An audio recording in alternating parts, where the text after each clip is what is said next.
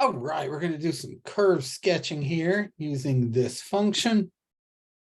And like the question comes with some directions, but I filled in a little more details we really want to do on all these curve sketching problems. So we always want to find the domain, figure out any excluded x values. That'll help us find asymptotes as well. Always want to find our x and y intercepts. We've all taken college algebra and pre-calculus, and we know how to do limits at infinity. So finding the end behavior, what happens on the ends of our graph, can help a lot when we're graphing these guys. We find our critical values, places where the derivative equals 0 or does not exist. We do a sign chart on the derivative, and that tells us where our graph is increasing and decreasing. And then that also tells us where our local maxes and mins are.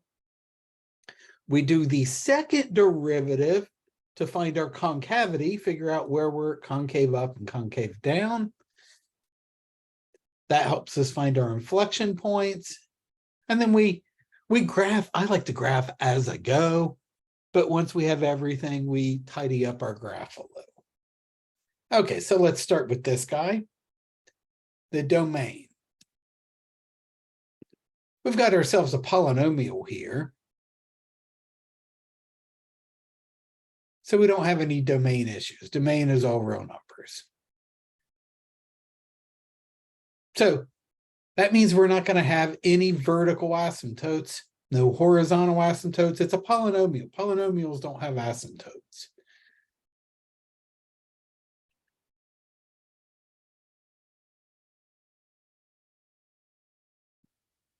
Okay, let's find our intercepts. All right, let's start with the x-intercepts. Again, we've taken college algebra. We know that this is a third-degree polynomial. I'm going to call it f of x. Third-degree polynomials have 3 roots, not necessarily distinct. Like you might have some repeats. Remember roots and multiplicity and bounce and pass and all that. So we're expecting to get 3 roots. That won't necessarily mean 3 x-intercepts. You know, you'll see when we get this, we only get 2 x-intercepts. How do we always find x-intercepts? By setting y equal to 0. Always, in every situation, set y equal to 0. So we get 0 equals negative x cubed over 3 plus x squared. That factors. I could pull an x squared out, and I'll get negative x over 3 plus 1. And then we set each factor equal to 0. So x squared equals 0, which means x equals 0 twice. That's a multiplicity of 2. And then we set this factor equal to 0. So negative x over 3 equals negative 1. Multiply over negative 3, x equals 3. So we get these roots. I'm using terminology from college algebra and pre-calculus, and multiplicity. This guy here had a multiplicity of 2. This guy was first degree multiplicity of 1. And remember from college algebra and pre-calc, that means the graph is going to bounce off the x-axis at 2 and pass through the x-axis at 1. So just like a rough sketch, or sorry, bounce off at 0, pass through at 1. So we're going to get some kind of graph that kind of looks like that. That's college algebra. I haven't used any calculus yet at all. How did I know the arms go like this? That's what we're going to do next after we do the y-intercept. We're going to do end behavior, and we'll see the arms look like that. Okay, so all of this is going to pop up again using the derivative. We're going to see we get exactly this kind of behavior. I'm just trying to refresh your memory about polynomials. Okay, so my x-intercepts, intercepts are points, not numbers, are the points 0, 0, and 3, 0. All right, let's find our y-intercept. You can only have one y-intercept. You can have more than one x-intercept, but if you got more than one y-intercept, you don't have a function. It would fail the vertical line test. Okay, how do we always find y-intercepts? Always set x equal to 0. So like we can just look at it. We get 0 plus it. We get 0. We already had it. It's right there. There's the y-intercept. So my y-intercept is the point 0, 0. All right, let's find our end behavior.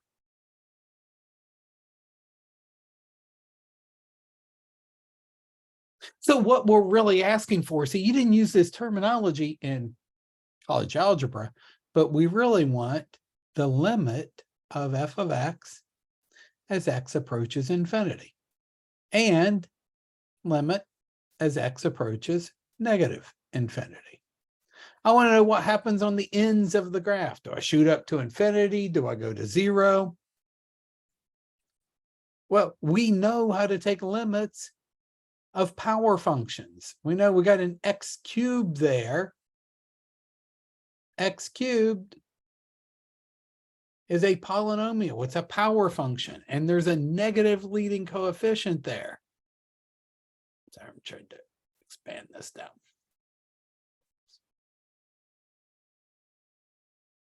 So just use your knowledge from college algebra. That's a third degree polynomial. Odd degree, so you know your arms go opposite ways. Negative leading coefficient, so the arm on the right must go down, the arm on the left must go up. The limit as x goes to infinity of f of x is negative infinity. And the limit on the right, or on the left, the limit as x goes to negative infinity is infinity. Our end behavior looks like this. Again, that's from college algebra and calculus. All right, I'm going to start putting some of this information on the graph. So I'm going to come way down here, leave ourselves plenty of space to write up all our work. We had x-intercepts at 0, 0, and at, I've already forgotten, 3, 0.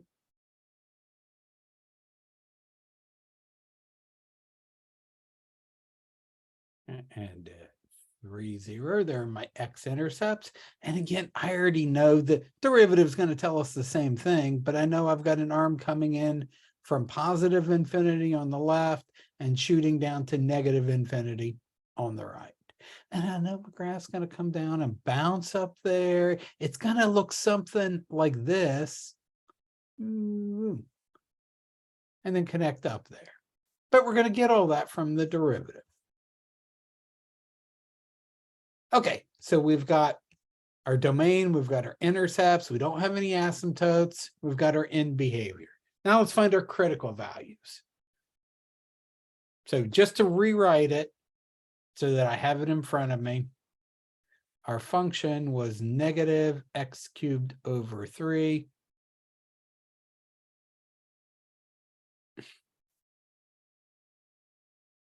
plus x squared. Then my derivative, f prime, or we might call it y prime. Bring down the 3, which will cancel that 3, and then the power drops down by 1. So negative x squared plus 2x. Okay, how do we find critical values? I call them CVs. That's where the derivative equals 0, or places where the derivative does not exist. It's a quadratic. It always exists. We don't have any places where the derivative does not exist, so that one's not going to happen. We do have places where the derivative is 0.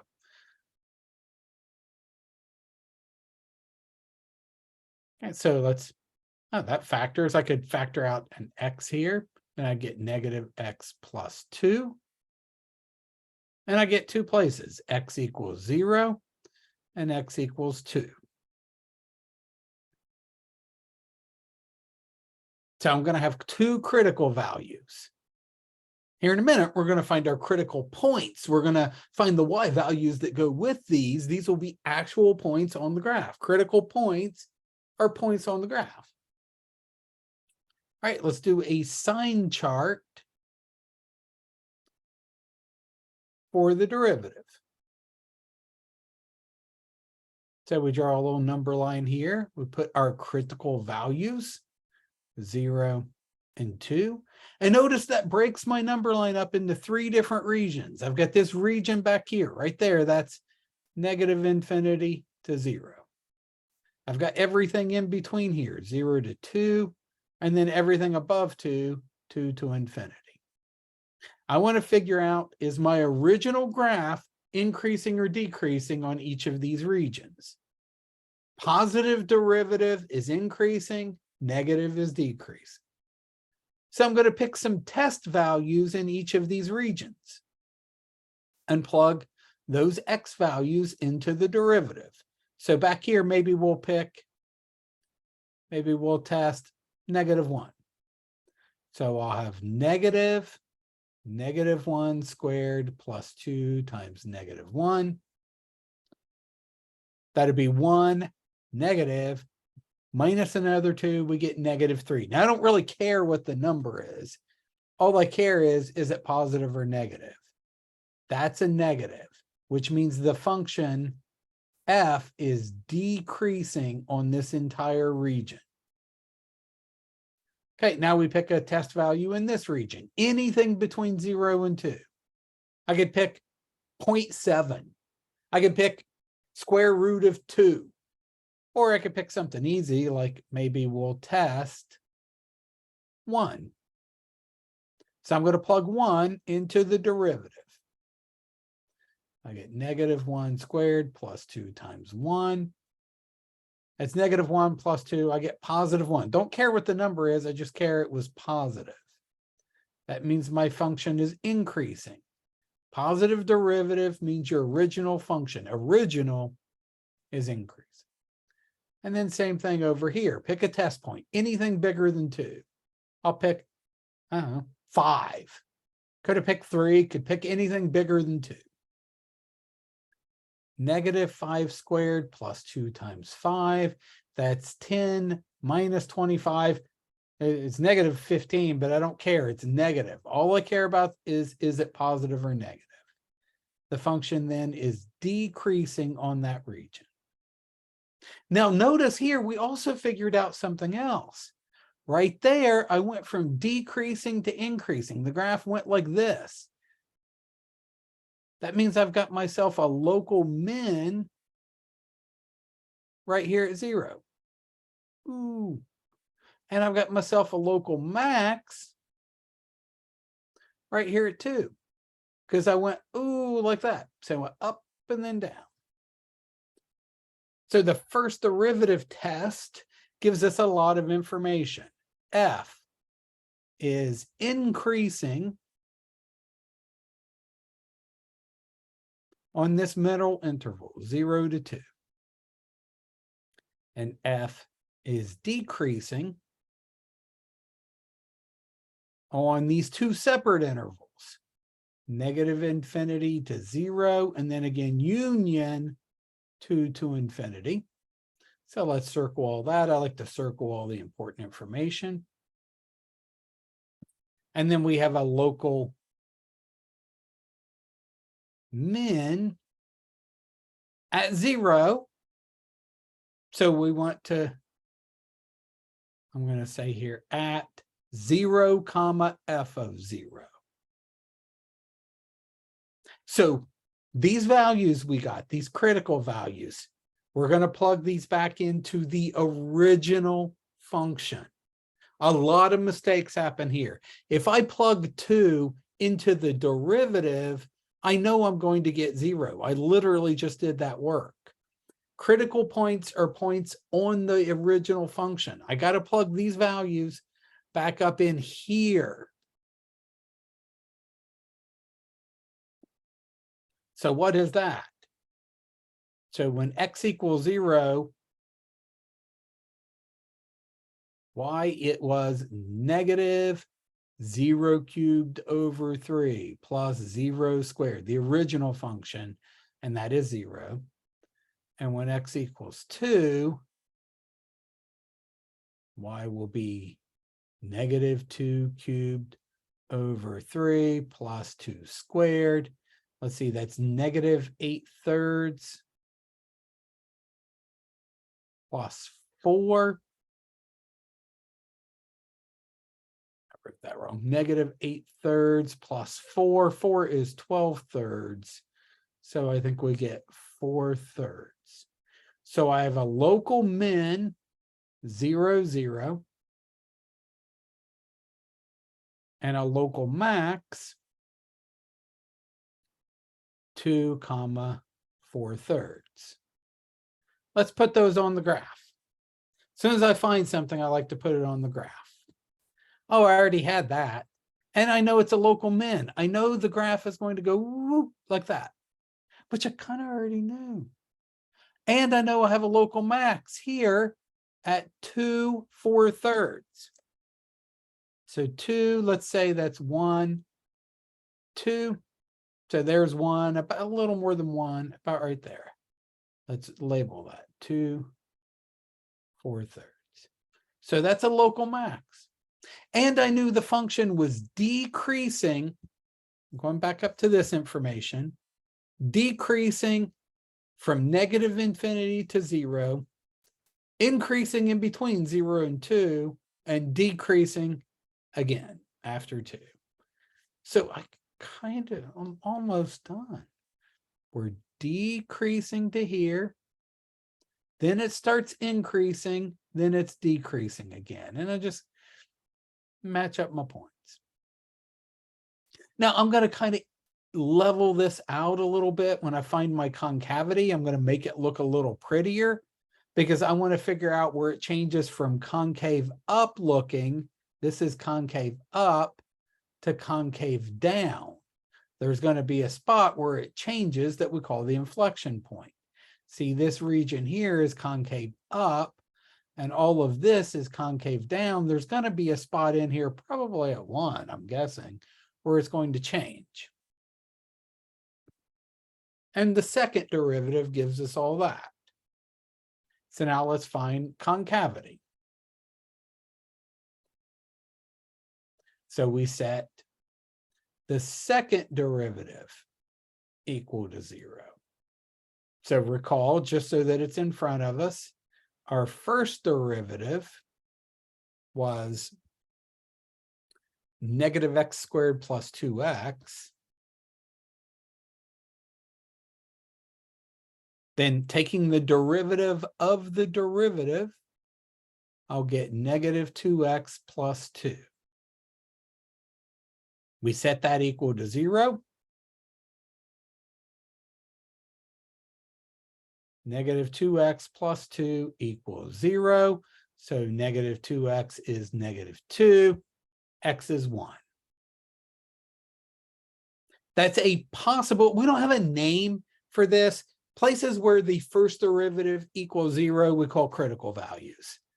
We don't, at least as far as I know, in 30 years of doing this, I've never heard anybody give a name to places where the second derivative equals 0. So I just like to call it a possible inflection point or point of inflection, POI, point of inflection.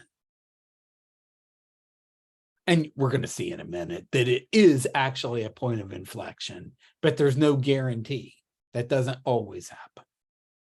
Okay, how do we check that? By doing a sign chart for the second derivative. So we put on our number line here, any place where the second derivative equals 0 or does not exist. So could have said here, or does not exist, but we've already established everything exists here. We don't have any discontinuities. So what was our only possible? 1. So I've got 2 regions here. I've got negative infinity up to 1, and I've got 1 to infinity. And we're going to do a sign chart here. We're going to pick a number and plug into the second derivative. So maybe we'll test anything smaller than 1. Let's test 0. Negative twice 0 plus 2 is 2. That's a positive number. So our second derivative is positive here. That means we're concave up.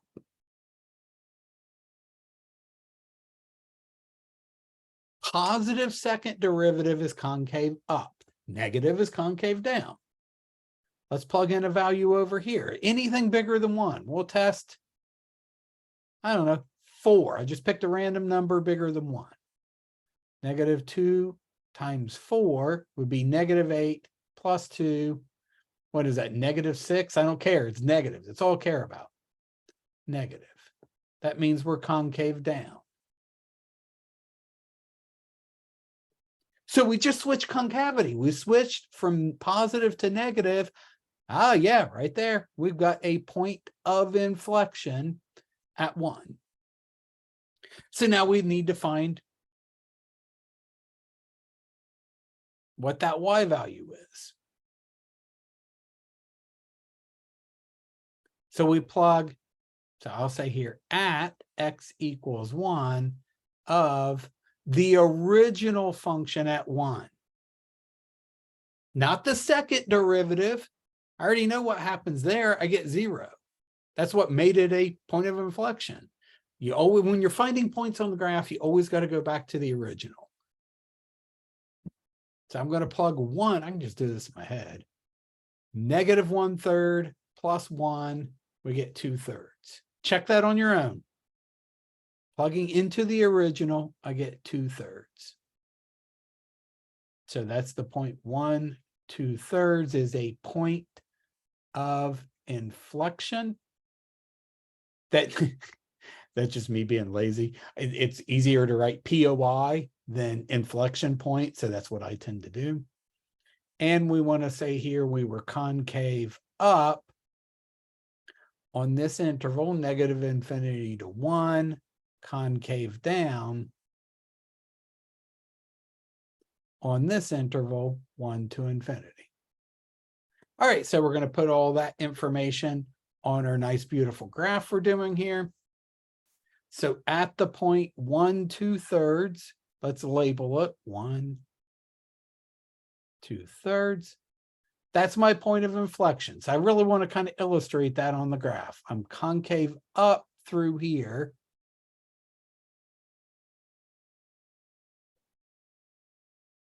So the graph should look like a right side up bowl, like you're getting ready to make a bowl of cereal. And in this region here, from 1 to infinity, we're concave down. And there's my changeover point there. See, this looks like an upside down bowl. This looks like a right side up bowl. And then if we use a graphing utility, that's what the graph looks like. And I think we did pretty good. So there's my point of inflection right there. That's where the second derivative is 0. This region is all concave up because it's a right side up bowl. This region from 1 to positive infinity is all concave down, like an upside down bowl. And that's a good place to stop on that one.